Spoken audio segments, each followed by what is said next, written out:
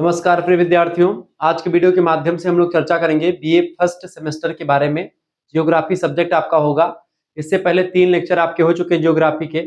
इसमें पहला लेक्चर था आपका सिलेबस डिस्कशन वाला। दूसरा लेक्चर था आपका भौतिक भूगोल की परिभाषा वगैरह मैंने पूरी विस्तार से विशेषताएं, प्रकृति, नेचर सब कुछ आपको समझ लिया था उसमें। फिर चैप्टर नंबर 2 में हम लोगों ने देखा था ब्रह्मांड की उत्पत्ति का सिद्धांत। और आज की वीडियो के माध्यम से हम लोग चर्चा करेंगे पृथ्वी की उत्पत्ति के सिद्धांत की। पृथ्वी की उत्पत्ति जो है वो कैसे कैसे हुई, पूरी डिटेल से जानकारी हम लोग देखेंगे। ठीक है, आइए। यानी तीसरा चैप्टर है ये आपका, चैप्टर नंबर 3, पृथ्वी और सौरमंडल की उत्पत्ति कैसे हुई। क्योंकि सौरमंडल का ही एक भाग है पृथ्वी, इसीलिए पृथ्वी सौरमंडल की उत्पत्ति होगी तो उसी के साथ साथ पृथ्वी की उत्पत्ति भी हो जाएगी। इसीलिए दोनों की उत्पत्ति के सिद्धांत एक ही हैं। ठीक है, इकाई संख्या 1, अध्याय संख्या 3। ठीक है, चर्चा करने का प्रयास करते हैं। न्यू बैच है 2026, 27, 28 सभी के लिए इंपॉर्टेंट है, ध्यान रखिएगा। हेडिंग डालिएगा सभी लोग, सौरमंडल और पृथ्वी की उत्पत्ति के सिद्धांत या प्राचीन सिद्धांत। प्राचीन सिद्धांतों की अगर बात करें बाबू, तो मानव सभ्यता के प्रारंभ से ही यह प्रश्न वैज्ञानिकों और दार्शनिकों के लिए आकर्षण का विषय रहा है कि हमारा सौरमंडल कैसे बना होगा, सौरमंडल की उत्पत्ति कैसे हुई होगी, किन किन कारकों की वजह से हुई है, सौरमंडल कैसा दिखता होगा। ऐसे नाना प्रकार के क्वेश्चंस बनते रहे होंगे। आप जाहिर सी बात है छोटे रहे होंगे, बचपन में आप जब अपने जो है द्वार पर लेटते रहोगे खटिया पर आराम से, तो ऊपर देखते थे नक्षत्र मंडल, मतलब तारा वारा देखते थे। तो तारा वारा में आपको तारा या फिर कोई, अब बचपन में बोलते थे जीव जा रहा है, तो वो सब क्या है, छोटी छोटी तमाम तारे टिमटिमा के आपको नजर आते हैं। उन तारों की उत्पत्ति कैसे हुई होगी, तो इसके बारे में जो है हमारे वैज्ञानिकों ने सोचा और दार्शनिकों ने इस पर विचार किया कि हमारा सौरमंडल कैसे बना और पृथ्वी की उत्पत्ति कैसे हुई। इस संदर्भ में कई प्राचीन और आधुनिक वैज्ञानिकों ने अपने अपने हिसाब से सिद्धांत दिए, अपने विचार दिए। विचार करने, उन विचारों को सिद्ध करने के लिए तमाम प्रमाण देने का प्रयास किया और इस तरीके से कई सारे सिद्धांत आते चले गए। पृथ्वी की उत्पत्ति की बात हो या सौरमंडल की उत्पत्ति की बात हो, बात एक ही है। जब इस प्रकार तमाम सारे सिद्धांत आए तो वहां पर हम कुछ ऐसे प्रमुख सिद्धांतों के बारे में चर्चा करेंगे जो कि प्राचीन सिद्धांत है। फिर इसके बाद में हम आधुनिक सिद्धांतों के बारे में विस्तार से चर्चा करेंगे। ठीक है, चर्चा पहला सिद्धांत आपका है निहारिका सिद्धांत। निहारिका सिद्धांत की अगर बात करें बाबू, तो ये सिद्धांत, मतलब मैं प्रमुख सिद्धांतों को बारे में चर्चा कर रहा हूं जो आपकी परीक्षा के लिए बहुत ही इंपॉर्टेंट है। ठीक है, निहारिका सिद्धांत को दिया था इमैनुअल कांट ने 1755 ईस्वी और पियरे साइमन लाप्लास और कांट, इन दोनों का एक प्रकार से, इन दोनों ने भी इसका समर्थन किया था। 1796 में लाप्लास ने भी इसका समर्थन किया। इस सिद्धांत की मुख्य बातें ये थी, प्रारंभ में एक विशाल गैसीय बादल, यानी निहारिका जो था गैसीय बादल था, गैस का बादल था, अंतरिक्ष में उपस्थित था ये बादल। ठीक, गैस का जो बादल था जिसको निहारिका कहते हैं, वो अंतरिक्ष में, यानी कि जो है आसमान में, अंतरिक्ष में जो है पहले बना था, जहां पर कुछ नहीं था। जो धूल और गैसों से बना हुआ था वह निहारिका अंतरिक्ष में विद्यमान थी। धीरे धीरे क्या हुआ कि गुरुत्वाकर्षण बल जो है उसकी वजह से यह निहारिका, यानी कि जो गैस के धूल के जो बादल थे, ये धीरे धीरे जो गैस के बादल जो फैला हुआ था पूरे आसमान में, वो धीरे धीरे गैस का बादल जो है वो सिकुड़ना शुरू हो जाता है। ठीक है, जब ये निहारिका सिकुड़ना, यानी गैस के बादल, धूल के बादल सिकुड़ना शुरू कर देते हैं, जब सिकुड़ते तो इससे क्या होता है, घूर्णन शुरू होता है। घूर्णन माने कि एकदम से घूम घूम करके ये लोग जो है इकट्ठा, नहीं, जब इकट्ठा होता है तो इससे क्या होता है, ऐसे घुमाव शुरू हो जाता है, घूर्णन शुरू हो जाता है ऐसे। तो निहारिका जो इस तरीके से घूमना स्टार्ट कर देती है। घूर्णन करते करते इसके केंद्र में सूर्य बन जाता है, यानी जब ये घूमने लगती है, आसपास जितने भी गैस के बादल है सब, क्योंकि सब इकट्ठा भी हो रहे हैं, सब एकदम सघन हो रहे हैं और साथ ही साथ में घूम रहे हैं। अब जब घूम रहे हैं तो एक जो बीच वाला कण जो एकदम से चपक करके आ गया वो सूर्य बना। उसके किनारे किनारे जो घूम रहा था तमाम सारे जो टुकड़े टुकड़े, वो सब तमाम प्रकार के ग्रह बन गए, ऐसा मानना है। सूर्य बना और शेष पदार्थ से ग्रह, उपग्रह और क्षुद्र ग्रह बने, यानी कि जो प्लूटो वगैरह क्षुद्र ग्रह में आ चुका है, तो प्लूटो बना, या उपग्रह में जैसे चंद्रमा वगैरह हो गया, ये तमाम प्रकार के, और जो है शनि ग्रह के तमाम उपग्रह है, बृहस्पति के तमाम उपग्रह है, तो वो सब बने ग्रह। यानी कि जैसे आप देखते हैं मंगल, बुध, ठीक है, इसके अलावा अरुण, वरुण, ठीक है, इसके अलावा आपका जो है शनि, बृहस्पति, पृथ्वी, बुध, मंगल, ये सब आपके ग्रह हैं, 8 ग्रह हैं। ठीक है, तो ये, और इन्हीं ग्रहों को जो घूमते हैं वो उपग्रह कहलाते हैं।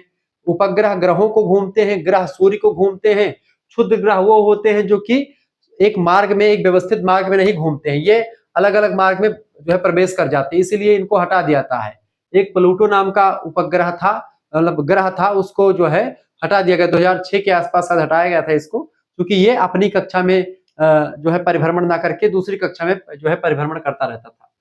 ठीक है, यह प्रक्रिया लाखों वर्षों में पूरी हुई। कई लाख सालों में ये एक प्रकार से निहारिका जो गैस या धूल के बादल थे, जब ये घूमने लगते हैं, आपस में इकट्ठा होने लगते हैं, टुकड़ों में बंटना शुरू हो जाता, तो फिर जब खूब तेज से घूमते तो बीच का भाग सूर्य बना, और उसके जो चारों तरफ जो पूरा एकदम से निहारिका ने गैस के बादल घूम रहे थे, वो एक प्रकार छोटे छोटे टुकड़े बन गए। यानी कि एक कोई कुछ बना, कोई बृहस्पति बन गया, कोई कुछ बन गया, कोई कुछ बन गया। इस तरीके से ये तमाम प्रकार के तत्वों का निर्माण, तमाम प्रकार के ग्रहों, उपग्रह, क्षुद्र ग्रहों का निर्माण हुआ। ठीक है, इस तरीके से निहारिका परिकल्पना बताती है।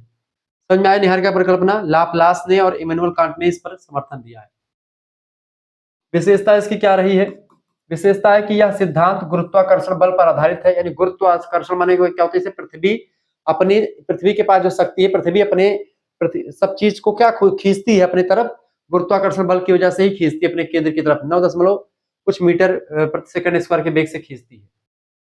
निहारिका का घूर्णन जो है धीरे धीरे तेज होता गया, जिससे पृथक पृथक छल्ले बनना शुरू हो गए। ठीक है, यही छल्ले बाद में ग्रहों में परिवर्तित हो गए। जो छल्ले बने, तमाम गोले गोले छल्ले, वो ग्रहों में परिवर्तित हो गए, ग्रह बन गए। ठीक है, जो बीच का भाग था वो सूर्य बन गया। इस तरीके से जो है ये निहारिका परिकल्पना बताती है। लेकिन जब भी कोई सिद्धांत आता है, उसके पीछे कुछ ना कुछ जो लॉजिक दिया जाता है, उस लॉजिक को अन्य विद्वान जब आते हैं तो उस लॉजिक का खंडन करते हैं। तो खंडन मंडन की प्रक्रिया लगातार चलती रहती है, और इसके बाद में तमाम सारे विद्वान आते हैं और विद्वानों ने कहा कि भाई आपने जो बताया उसमें कमियां हैं। कहा कौन सी कमियां हैं? कहा ये कमियां हैं। भाई कमी क्या क्या आई? जैसे कि देखिए, पहली कमी, आलोचना हुई इसकी, यह स्पष्ट नहीं करता है यह सिद्धांत की निहारिका में घूर्णन की शुरुआत कैसे हुई होगी। निहारिका में घूर्णन की शुरुआत कैसे हुई होगी, इसका कोई स्पष्ट प्रमाण निहारिका सिद्धांत लाप्लास या इमैनुअल कांट नहीं दे पाते हैं। ठीक है, दूसरी बात, ग्रहों और सूर्य के कोणीय संवेग यानी एंगुलर मोमेंटम में देखें अगर, तो भारी अंतर क्यों है, इसका उत्तर कोई नहीं देता। यानी इसका उत्तर जो है निहारिका सिद्धांत के जो देने वाले हैं उसकी उनके पास नहीं है। सभी ग्रह एक ही तल में क्यों घूमते हैं, यह भी नहीं बताया गया। तो यानी कि इसके कई जो है आलोचनाएं करी गई। यानी कुल मिलाकर के यह सिद्धांत दिया गया, सिद्धांत काफी हद तक ठीक भी था, लेकिन कई विद्वानों ने इसका खंडन किया, क्योंकि कई सारी चीजों को ये एक प्रकार से अच्छे तरीके से नहीं बता पाता। यानी कि हर एक सिद्धांत पूरा सही नहीं होता है, क्योंकि बस केवल अनुमान के आधार पर, कुछ तर्कों के आधार पर, कुछ जो है सिद्धांतों के आधार पर ही हम इन चीजों को कहते हैं।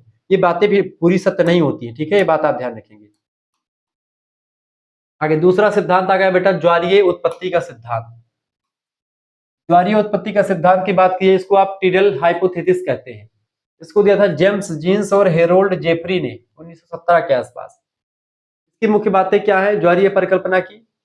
देखिए, एक विशाल तारा था, ऐसा माना जाता है कि एक विशाल तारा रहा पहले, वो सूर्य के, यानी एक सूर्य था और एक विशाल तारा था, वो सूर्य के निकट से गुजरा, ये सूर्य के निकट से जा रहा था, ये सूर्य मान लेते हैं। ठीक है, और ये तारा है कोई विशाल तारा। ठीक है, ये सूर्य के निकट से गुजरा, और जब सूर्य के निकट से गुजरा बेटा, तो हुआ क्या, उसके गुरुत्वाकर्षण खिंचाव के कारण से सूर्य से ज्वारीय पदार्थ निकले। क्योंकि सूर्य जो था बहुत बड़ा गोला था, और जब बड़ा तारा जो एकदम से जो निकला, ज्वारीय मतलब कि ज्वारीय परिकल्पना कहती है कि एक बड़ा तारा जो है सूर्य के बगल से निकला। सूर्य का गुरुत्वाकर्षण, उसका गुरुत्वाकर्षण से तमाम सारे, कुछ उससे पदार्थ उठे और कुछ सूर्य से पदार्थ तमाम सारे टूट गए, और वो पदार्थ ग्रह के रूप में बन गए। ठीक है, वह पदार्थ धीरे धीरे ठंडा होकर के ग्रहों के रूप में परिवर्तित हो गया। यानी सूर्य से ही, सूर्य के आसपास से एक जो है गोला निकला। तब सूर्य के आसपास से एक तारा, विशाल तारा गुजर रहा था, जो कि गुरुत्वाकर्षण क्षेत्र उसका भी था और सूर्य का गुरुत्वाकर्षण क्षेत्र था।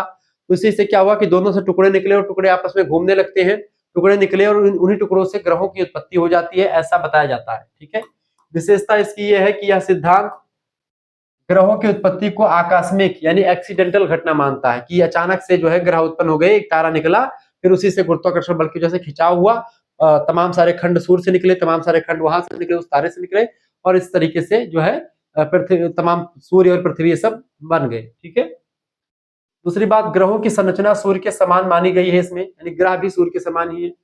यह प्रक्रिया गुरुत्वाकर्षण बल और ज्वारीय बलों पर आधारित है, इसीलिए इसको ज्वारीय संकल्पना के नाम से जानते हैं।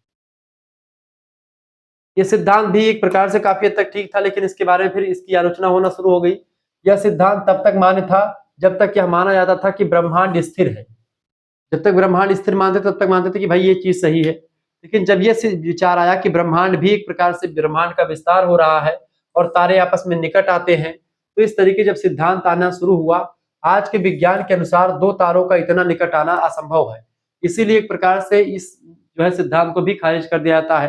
यानी कोई भी सिद्धांत पूर्णतः सत्य नहीं है आज भी, ठीक है, बस अनुमानता, कुछ सही कुछ गलत, या कुछ चीजें बहुत सही, कुछ सिद्धांत थोड़ा ज्यादा सही है, कुछ सिद्धांत कम सही है, क्योंकि कुछ सिद्धांत ज्यादा व्याख्या कर पाते हैं, हर चीज की बातें बता पाते हैं। तो आज विज्ञान के अनुसार अगर देखें तो कोई तारा इतना निकट नहीं आ जाता कि उसके गुरुत्वाकर्षण क्षेत्र आपस में टकरा जाए और दोनों के गुरुत्वाकर्षण से कोई पदार्थ टूट जाए, ऐसा नहीं होता है। इससे क्षुद्र ग्रह उपग्रह आदि की उत्पत्ति स्पष्ट नहीं होती कि क्षुद्र ग्रह और उपग्रह कैसे बने, मानते ग्रह तो बन गए लेकिन क्षुद्र ग्रह उपग्रह कैसे बने, इसका कोई वर्णन जो है इसमें नहीं मिलता है।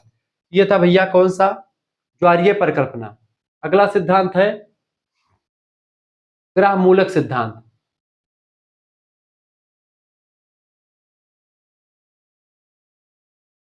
प्लेनेटिसिमल हाइपोथेसिस, इसके प्रस्तावक हैं ग्रह मूलक सिद्धांत के चैम्बरलिन और मोल्टेन।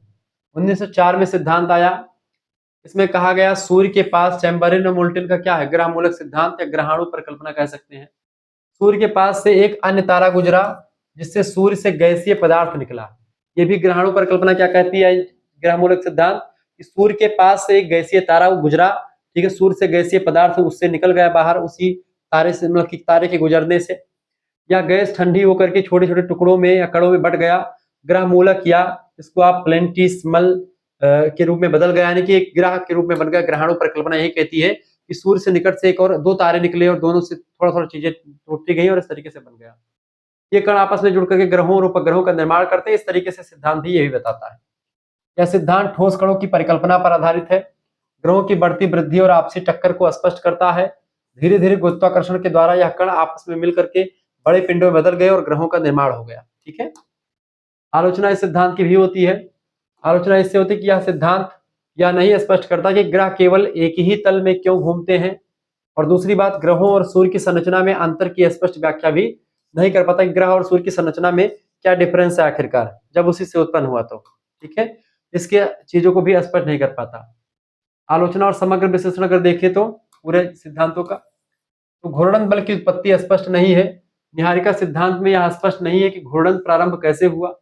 दूसरी बात, ग्रहों और सूर्य की संरचना में अंतर, सूर्य मुख्य रूप से हाइड्रोजन व हीलियम से बना हुआ है, जबकि ग्रहों में भारी तत्व में अगर देखेंगे तो ग्रहों में यह अंतर सिद्धांतों से नहीं समझाया जा सकता है, क्योंकि ग्रहों में दूसरी गैसें हैं। सूर्य में हाइड्रोजन और हीलियम गैसें तमाम मिलेंगी, लेकिन ग्रहों में ऐसी गैसें आपको बहुत कम मिलेंगी। तीसरा, कोणीय संवेग, एंगुलर मोमेंटम का असंतुलन होना। ग्रहों के पास 98% कोणीय संवेग है, लेकिन सूर्य के पास केवल 2% ही असमान, मतलब कि 2% असामान्यता इन सिद्धांतों से मेल नहीं खाती है। इस तरीके से ये सिद्धांत जो उतने परफेक्ट नहीं होते हैं। इसके अलावा सभी ग्रह एक ही तल में क्यों घूमते हैं, कोई भी सिद्धांत जो दिया गया इस बात को या इसकी समानता को तर्कसंगत रूप से नहीं समझा पाता कि सारे ग्रह एक ही तल में क्यों घूमते हैं। इसके पांचवी आलोचना ये कर सकते हैं कि उपग्रहों और क्षुद्र ग्रहों की उत्पत्ति अस्पष्ट है, यानी कि स्पष्ट नहीं है। कुछ सिद्धांत इनकी उत्पत्ति को छोड़, मतलब कि जो है छोड़ देते हैं, कुछ सिद्धांत बताते भी तो स्पष्ट नहीं कर पाते हैं। छठी बात यह है कि यादृच्छिक घटनाओं पर आधारित है। ये ज्वारीय सिद्धांत जैसे सिद्धांत आकस्मिक घटनाओं पर आधारित है, जिससे वैज्ञानिकता पर प्रश्न चिन्ह खड़ा हो जाता है, प्रश्न लग जाता है कि भाई आखिरकार जो है ये सही भी है या गलत भी है, क्योंकि इसमें क्या है, इसकी उत्पत्ति कैसे हुई इसके बारे में पूरी एक आकस्मिक घटना के रूप में मान करके बता दिया जाता है। तो इस तरीके से आपने जो है इन थ्योरीज को समझा।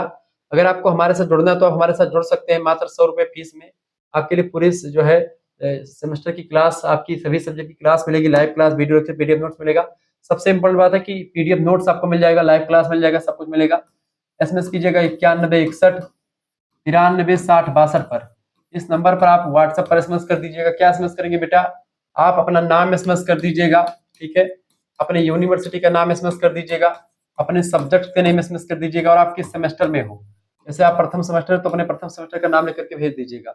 जैसे इस व्हाट्सएप नंबर पर इतना लिख करके एसएमएस करेंगे, आपके पास एक क्यूआर कोड भेजेंगे हम। उसी क्यूआर कोड पर मात्र आपको 100 रुपए फीस जमा कर देने। कितने रुपए, केवल 100 रुपए आपको फीस जमा कर देने हैं।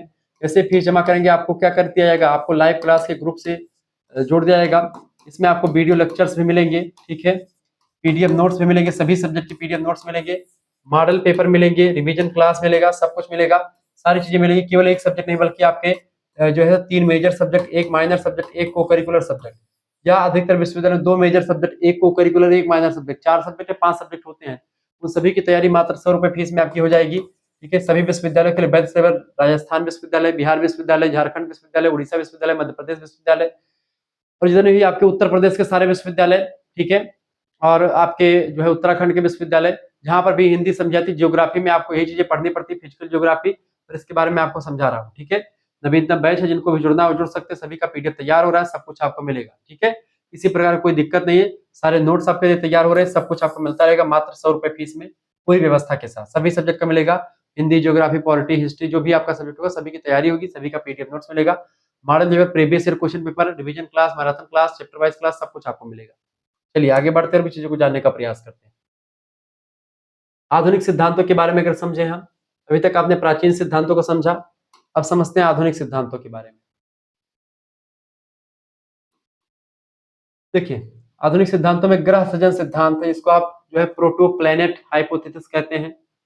ओ स्मिथ, बी ए सोफ्रोनो और जे डब्ल्यू चेम्बर्स नाम के विद्वानों ने इस सिद्धांत का जो है बताया, ग्रह सृजन सिद्धांत।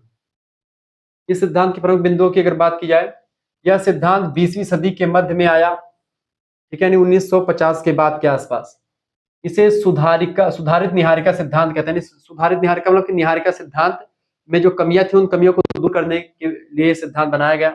यह बताता है कि सूरज से बनने या सूर्य के बनने के बाद उसके चारों ओर धूल और गैस की एक घूर्णनशील चक्राकार पट्टी यानी डिस्क रह गई थी। वह डिस्क जो सूर्य का निर्माण हुआ, जो निहारिका घूम रही थी, गैस और उसके धूल के बादल जो घूम रहे थे, उसके बीच में सूर्य का निर्माण हुआ। फिर उसके चारों तरफ जो है पट्टी, एक जो है साइकिल बच गई थी। ठीक है, चक्राकार पट्टी घूर्णनशील, वो बच गई थी। जब वो बच गई थी, इन कणों ने धीरे धीरे आपस में चक्राकार होता, मतलब कि टक्कर होती रही और ग्रह पिंड ये सब का निर्माण होता रहा, चारों तरफ ये घूमते रहे और इस तरीके से इसका निर्माण होगा, ग्रहों का निर्माण होगा। ये छोटे छोटे ग्रह पिंड धीरे धीरे मिलकर के ग्रहों जैसे कि पृथ्वी, मंगल, ये सभी में परिवर्तित होते चले गए, क्योंकि जैसे सघन भी हो रहे थे, यानी कि ये एक घूर्णन भी हो रहा था अपने स्थान पर, घूम भी रहे थे और साथ ही साथ में ये इकट्ठा भी हो रहे थे, सघनता की ओर हो रहे थे। गैस के बादल ये इकट्ठा हो गए, अब कुछ इकट्ठा यहाँ पर हो गया तो पृथ्वी बन गया, कुछ मंगल हो गया, कुछ इस बुध बन गया, कुछ इस तरीके से बनते चले गए। इस प्रक्रिया को विस्तार समझें। जब सूर्य एक प्रोटो स्टार के रूप में बना तो उसके चारों ओर गुरुत्वीय बल से धूल और गैस एक घूर्णनशील चक्र निर्मित करता है। इस चक्र में मौजूद कण आपस में चिपकने लगते हैं। इन कणों के टकराव से बड़े पिंड बने, जिन्हें ग्रह पिंड जिसको कह सकते हैं। ठीक है, तो ग्रह पिंड का निर्माण हुआ। इन ग्रह पिंडों का आपसी आकर्षण हुआ, आपस में ग्रह पिंड आकर्षित हुए, उन्हें बड़ा करता गया और धीरे धीरे करके ग्रह पिंड, तमाम ग्रह पिंड इकट्ठा होते गए और इस तरीके से एक एक ग्रह का निर्माण हुआ। ठीक है, और लाखों वर्षों में ग्रहों की संरचना का निर्माण हुआ। इसी तरह पृथ्वी भी एक ग्रह पिंड से विकसित होकर के अस्थायी ग्रह बन जाती है। इसका आलोचना ये किया गया, आलोचना भी इसकी की गई। कुछ वैज्ञानिकों का कहना है कि इस सिद्धांत में उच्च तापमान वाले क्षेत्रों में बर्फ और धूल के टिके रहने की व्याख्या अधूरी रह गई है। कुछ स्थानों पर क्या है, तापमान बहुत ज्यादा है, कुछ स्थानों पर बर्फ ही जमी रहती है जैसे ध्रुवों वगैरह पर, तो इसकी व्याख्या नहीं कर पाता। यह सिद्धांत क्यों सभी ग्रह सूर्य की घूर्णन दिशा में ही घूमते हैं, इस पर स्पष्ट नहीं करता है कि जिस तरीके से सूर्य घूमता है उस तरीके से सारे ग्रह उसी के इर्द गिर्द ही घूमते हैं, उसी के जैसे घूमते हैं, इसकी भी व्याख्या ये नहीं कर पाता। चंद्रमा की उत्पत्ति के संबंध में सिद्धांत में विसंगतियां आपको दिखाई पड़ती हैं, यानी उपग्रहों के बारे में भी उतनी जानकारी नहीं दे पाता है। दूसरा सिद्धांत आता है बेटा, दूसरा सिद्धांत है टक्कर सिद्धांत या विशाल टक्कर सिद्धांत कह सकते हैं, जिसको आप जायंट इंपैक्ट हाइपोथेसिस कहते हैं। इसके प्रस्तावक हैं विलियम हार्टमैन, ठीक है, और डोनाल्ड डेविस। ये सिद्धांत कहता है टक्कर का सिद्धांत, यह सिद्धांत कहता है मुख्यतया चंद्रमा की उत्पत्ति के लिए प्रसिद्ध है। चंद्रमा की उत्पत्ति को लेकर के अभी तक किसी विद्वानों ने नहीं बताया था, या किसी सिद्धांत में चंद्रमा की उत्पत्ति पर फोकस नहीं किया गया था। केवल सौरमंडल की उत्पत्ति और बेसिकली सूर्य की उत्पत्ति और ग्रहों की उत्पत्ति के बारे में जानकारी मिलती रहती थी। लेकिन अब क्या किया, अब इस सिद्धांत के द्वारा बताया गया कि चंद्रमा की उत्पत्ति कैसे हुई। ठीक है, कौन सा सिद्धांत है ये सिद्धांत है टक्कर का सिद्धांत। ये सिद्धांत कहता है कि चंद्रमा की उत्पत्ति के लिए प्रसिद्ध है, परंतु पृथ्वी की उत्पत्ति में भी इसकी भूमिका मानी जाती है। क्योंकि चंद्रमा की उत्पत्ति हुई, चूंकि चंद्रमा का ही उपग्रह पृथ्वी है, चंद्रमा की उत्पत्ति के बारे में बताया गया, तो फिर वो पृथ्वी की उत्पत्ति की ही व्याख्या कर देता है। लगभग 4.5 अरब वर्ष पहले, 4.5 अरब वर्ष पहले पृथ्वी से मार्स के आकार लगभग में मंगल ग्रह जितने, मार्स ग्रह माने कि मंगल ग्रह, मार्स ग्रह मंगल ग्रह जितने का एक पिंड थिया नाम का जो एक पिंड था मंगल ग्रह जैसा, वो आकर के पृथ्वी से टकराता है। और जब पृथ्वी से टकराता है, इस टक्कर से पृथ्वी का कुछ भाग जो था वो थिया, पृथ्वी का कुछ भाग और थिया का कुछ भाग, ठीक है, अंतरिक्ष में बिखर जाते हैं। और जब बिखर जाते हैं तो इन टुकड़ों ने मिलकर के चंद्रमा का निर्माण किया। थिया से कुछ पार्ट निकला और कुछ पार्ट जो है पृथ्वी से निकला और उससे मिलकर के चंद्रमा का निर्माण हुआ, ऐसा ये सिद्धांत, टक्कर का सिद्धांत कहता है। और पृथ्वी के घूर्णन में भी परिवर्तन जो है यहीं से आपको दिखाई पड़ जाता है। इस तरीके से पृथ्वी और चंद्रमा की उत्पत्ति की एक व्याख्या जो है टक्कर का सिद्धांत के द्वारा की गई। प्रक्रिया को और थोड़ा सा विस्तार समझे। प्रारंभिक सौरमंडल की अगर बात की जाए, प्रारंभिक सौरमंडल में कई बड़े पिंड इधर उधर घूम रहे थे। पृथ्वी पर एक विशाल पिंड जो था उसका नाम था थिया, वो करके पृथ्वी से टकराता है खूब भयानक तरीके से। तो टक्कर इतनी जबरदस्त होती है कि पृथ्वी का बाहरी हिस्सा जो होता है और थिया का कुछ भाग अंतरिक्ष में एकदम से टूट करके बिखर जाते हैं। और जब इस तरीके से बिखराव होता है, उसी बिखराव से बाद में फिर वही बिखराव के तमाम टुकड़े जो है मिल करके किसका निर्माण करते हैं, उसी टुकड़ाओं के जो है तमाम टुकड़े मिल करके चंद्रमा का निर्माण करते हैं, ठीक है। यह सामग्री पृथ्वी के चारों ओर एक कक्षा में ऑर्बिट में घूमने लगती है।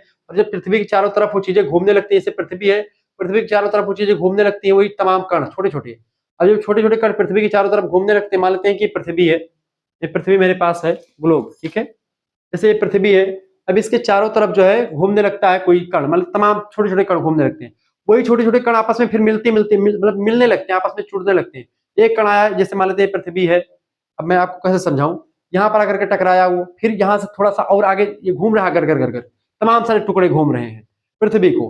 अब ये टुकड़े आपस में क्या होंगे, आपस में टुकड़े जो है एक दूसरे को टकराएंगे, इधर टकराएंगे, इससे फिर जुड़ते चले जाएंगे, फिर ठीक जुड़ते चले जाएंगे, जो है संघनन मतलब क्या होगा, सघनता इनकी बढ़ती चली जाएगी और इस तरीके से एक पिंड बन जाएगा जो चंद्रमा कहलाएगा, ठीक है। तो इसी चंद्रमा को एक प्रकार से, चंद्रमा की उत्पत्ति का बेसिकली यह सिद्धांत सबसे जबरदस्त सिद्धांत है।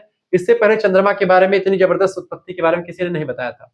अच्छा, यह सामग्री पृथ्वी के चारों ओर एक कक्षा में घूमने लगती है और बाद में आपस में मिलकर के चंद्रमा का निर्माण होता है। तो इस तरीके से चंद्रमा के निर्माण में टक्कर का सिद्धांत बड़ा इंपॉर्टेंट भूमिका निभाता है। इसकी भी आलोचना विद्वानों ने करी। देखिए, पहली आलोचना इसकी होती, कुछ वैज्ञानिक इसे कल्पनात्मक मानते हैं क्योंकि थिया के अस्तित्व के कोई प्रत्यक्ष प्रमाण नहीं मिलते। थिया नाम का कोई तारा जो है वास्तव में नहीं था या नहीं है, ऐसा कोई स्पष्ट प्रमाण नहीं है, मतलब कि स्पष्ट प्रमाण नहीं कि थिया कोई तारा था। यह सिद्धांत पृथ्वी के वातावरण के विकास को स्पष्ट नहीं कर पाता है। चंद्रमा के बारे में तो बताता है, लेकिन पृथ्वी की उत्पत्ति के बारे में विस्तार से नहीं बता पाता। इससे जुड़े मॉडल अभी भी कंप्यूटर सिमुलेशन तक ही सीमित रह सकते हैं, बाकी जो है इसको उतना जबरदस्त नहीं मिला। अगला सिद्धांत जो है वो सिद्धांत का नाम है डिस्क अस्थिरता सिद्धांत। इसके प्रस्तावक है एलन बोस। एलन बोस कहते हैं सिद्धांत में डिस्क अस्थिरता सिद्धांत जो है कहता है, यह सिद्धांत कहता है कि सूर्य के चारों ओर जो गैसीय पट्टी थी वह गुरुत्वीय अस्थिरता की वजह से स्वतः ही संवाहित होकर के ग्रहों में परिवर्तित होती गई। जो निहारिका वाला मैंने बताया था, वो आपस में घूम करके फिर वही चीज बन जाती है। गैस और धूल के घनत्व में अंतर के कारण से कुछ स्थानों पर गुरुत्वाकर्षण बल बढ़ा और वहां ग्रहों का जन्म हो गया, ठीक है। विस्तार से प्रक्रिया को समझे। सूर्य के बनने के बाद में एक विशाल गैसीय डिस्क जो है उसके चारों ओर घूम रही थी, बच गई थी, जो डिस्क बच गई थी। धीरे धीरे क्या हुआ, यह डिस्क स्थिर नहीं थी बल्कि इसमें घनत्व में विविधता थी। कहीं पर घनत्व हो रहा था, कहीं पर टकराव हो रहा था, इस तरीके से चीजें चल रही। घनत्व माने ये तमाम जो गैसीय पिंड है वो आपस में जुड़ रहे थे, सिकुड़ रहे थे, एकदम से मिल रहे थे। जहां गैस अधिक घनी थी वहां गुरुत्वाकर्षण अधिक हुआ और जहां पर गैस स्वयं ही सिकुड़ करके बड़े बड़े गोले में परिवर्तित हो गई। और इस तरीके से क्या हुआ, जहां पर घनत्व कम हुआ वहां पर कम एक प्रकार से गुरुत्वाकर्षण हुआ।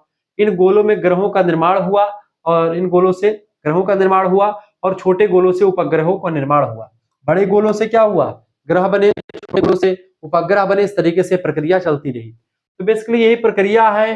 निहारिका सिद्धांत जो है इसी के इर्द गिर्द जो है परिकल्पनाएं घूमती हैं, ठीक है। इसकी भी आलोचना होती है। यह सिद्धांत छोटे ग्रहों और चट्टानी पिंडों जैसे पृथ्वी और मंगल के निर्माण को सही रूप से नहीं समझा पाता। यह प्रक्रिया बहुत तेज मानी गई है, जो कि अन्य शोधों से मेल बिल्कुल भी नहीं खाती। अभी तक इस सिद्धांत को पूर्णतः व्यवहारिक प्रमाण मिल सके हैं, व्यवहारिक प्रमाण नहीं भी मिल, मतलब व्यवहारिक प्रमाण भी इसको नहीं मिला है। इस तरीके से तमाम सारे सिद्धांत दिए गए, लेकिन सभी को जो है उतना ज्यादा वो नहीं मिला है, ये बात आप ध्यान रखिए। निष्कर्षतया हम कह सकते हैं कि आधुनिक सिद्धांतों ने सौरमंडल और पृथ्वी की उत्पत्ति की अधिक वैज्ञानिक और सटीक व्याख्या की है। ग्रह सृजन सिद्धांत सबसे व्यापक और स्वीकृत सिद्धांत माना जाता है, जबकि विशाल टक्कर सिद्धांत चंद्रमा की उत्पत्ति के लिए सबसे उपयुक्त माना जाता है। हालांकि हर सिद्धांत की कुछ सीमाएं भी हैं, इसलिए वैज्ञानिक उन्हें परिष्कृत करने के लिए नई तकनीकों और उपग्रहों की सहायता से लगातार शोध कर रहे हैं। जैसे जैसे शोध होता रहता है वैसे वैसे चीजों में नई नई जानकारी हमको मिलती रहती है। ठीक है, तो इस तरीके से हमने चीजों को समझा। अब हम पृथ्वी की और सौरमंडल की उत्पत्ति से संबंधित कुछ ऐसे इंपॉर्टेंट प्रश्नों को समझेंगे जो कि आपकी परीक्षा की दृष्टि से महत्वपूर्ण है, ऑब्जेक्टिव क्वेश्चन। पहला प्रश्न है, ग्रहों की उत्पत्ति से संबंधित निहारिका सिद्धांत न्यूबलर हाइपोथेसिस का सिद्धांत सर्वप्रथम किसने दिया था? निहारिका सिद्धांत सबसे पहले किसने दिया था? कांट और लेप्लास ने। ऑप्शन नंबर इसका ए करेक्ट आंसर हो जाएगा। निहारिका सिद्धांत की प्रारंभिक रूपरेखा इमैनुअल कांट 1724 से 1804 में, 1724 में जन्म होता है, 1804 में मृत्यु होती है, इन्होंने प्रस्तुत किया था।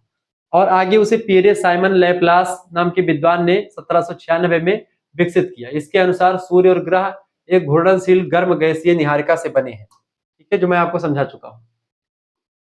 दूसरा क्वेश्चन है, ओटो स्मिड की ने ग्रहों की उत्पत्ति के लिए कौन सा सिद्धांत दिया है? तो ऑटो स्मिड ने ग्रह निहारिका सिद्धांत है, ग्रहाणु परिकल्पना आप कह सकते हैं, ग्रह निहारिका सिद्धांत ऑप्शन नंबर डी में दिया है, करेक्ट आंसर हो जाएगा। ठीक है, ऑटो स्मिड ने क्या दिया? 1944 में सुझाव दिया कि सूर्य पहले से विद्यमान था और ग्रह सौर निहारिका में फैली धूल और गैस के संघनन से ग्रह का निर्माण। सूर्य पहले से बना हुआ था और उसी के जो चारों तरफ जो चीजें थी, धूल और गैस के कण थे, उन्हीं से एक प्रकार से क्या हुआ, उसमें घूर्णन होता गया और संघनन, वो क्या नाम है, घनत्व बढ़ता गया और इस तरीके से क्या हुआ, सघनता बढ़ती गई और जो है गैस जो है किसका निर्माण हुआ?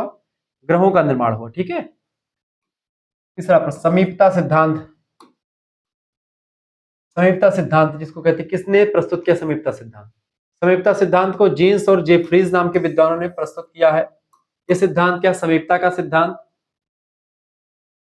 जेम्स जीन्स और हेरोल्ड जेफ्रीज ने यह सिद्धांत 1917 में दिया, जिसमें एक विशाल तारे के सौर सतह के पास से गुजरने से पदार्थ खींच करके बाहर आए और ग्रह का निर्माण हो गया। ठीक है, अगला क्वेश्चन आपका आ चुका, चौथा नंबर प्रश्न है, चंद्रमा की उत्पत्ति के लिए विशाल प्रभाव सिद्धांत जाइंट इंपैक्ट हाइपोथेसिस किस युग में प्रस्तुत किया गया? 20वीं सदी में प्रस्तुत किया गया था। ऑप्शन नंबर इसका बी करेक्ट आंसर हो जाएगा।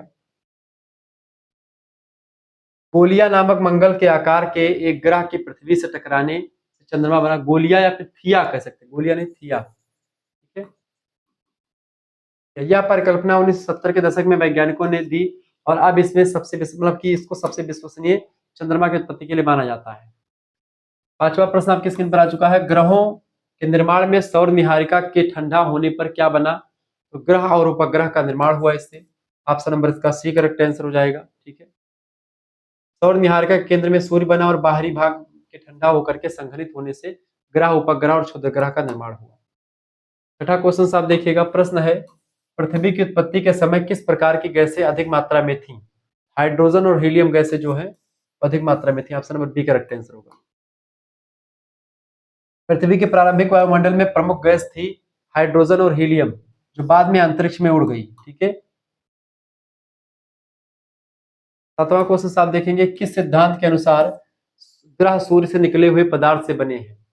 समीपता का सिद्धांत कहता है कि जो ग्रह बने हैं वो सूर्य से निकले हुए पदार्थों से बने हैं।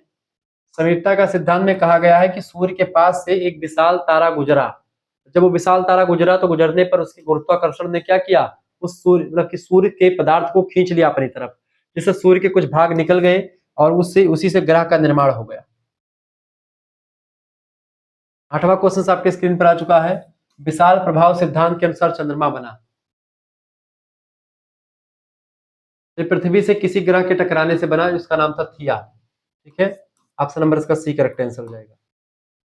या जो है नामक ग्रह पृथ्वी से टकराया, जिससे सूर्य की पृथ्वी से कुछ तत्व निकल कर चंद्रमा का निर्माण हुआ।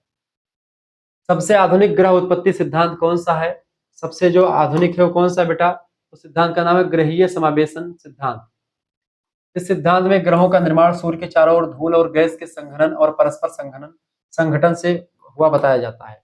ये निहारिका का एक प्रकार, निहारिका सिद्धांत के बाद में निहारिका सिद्धांत की कमियों को दूर करने के लिए। 10वां प्रश्न है, थिया शब्द किस सिद्धांत से संबंधित है? तो विशाल प्रभाव सिद्धांत से संबंधित है। Option number B correct answer हो जाएगा। एक कल्पित ग्रह है जो पृथ्वी से टकराया और उससे चंद्रमा बना, यह विशाल प्रभाव सिद्धांत का मुख्य आधार रहा है। 11 नंबर क्वेश्चन, सौर निहारिका सिद्धांत किस नाम से भी जाना जाता है? सौर निहारिका सिद्धांत को हम कांट लैपलास सिद्धांत भी कहते हैं। ऑप्शन नंबर इसका डी करेक्ट आंसर हो जाएगा। कांट और लाप्लास ने इसका जो सिद्धांत का प्रतिपादन किया था। अगला क्वेश्चन आप देखेंगे, प्रश्न है, सबसे तर्कसंगत और वैज्ञानिक रूप से स्वीकार्य सिद्धांत कौन सा माना जाता है? तो विशाल प्रभाव का सिद्धांत माना जाता है। Option number B correct answer होगा। आज के वैज्ञानिक समय में वैज्ञानिकों के द्वारा चंद्रमा की उत्पत्ति के लिए सबसे इंपॉर्टेंट, चंद्रमा की उत्पत्ति के लिए बेसिकली जो प्रभाव का सिद्धांत सबसे जबरदस्त माना जाता है चंद्रमा की उत्पत्ति के लिए को लेकर। अगला क्वेश्चन आ चुका 13 नंबर, ऑटो स्मिथ किस देश के वैज्ञानिक थे? तो थे रूस के वैज्ञानिक। ऑप्शन नंबर इसका सी करेक्ट आंसर हो जाएगा। कहाँ के थे? सूर्य के थे। ऑटो स्मिथ जो है रूसी वैज्ञानिक थे जिन्होंने ग्रह निहारिका सिद्धांत को प्रस्तुत किया था। ग्रहाणु परिकल्पना जिसको आप कह सकते हैं, ठीक है। इस सिद्धांत के अनुसार सूर्य और चंद्रमा एक ही गैसीय बादल से बने हैं।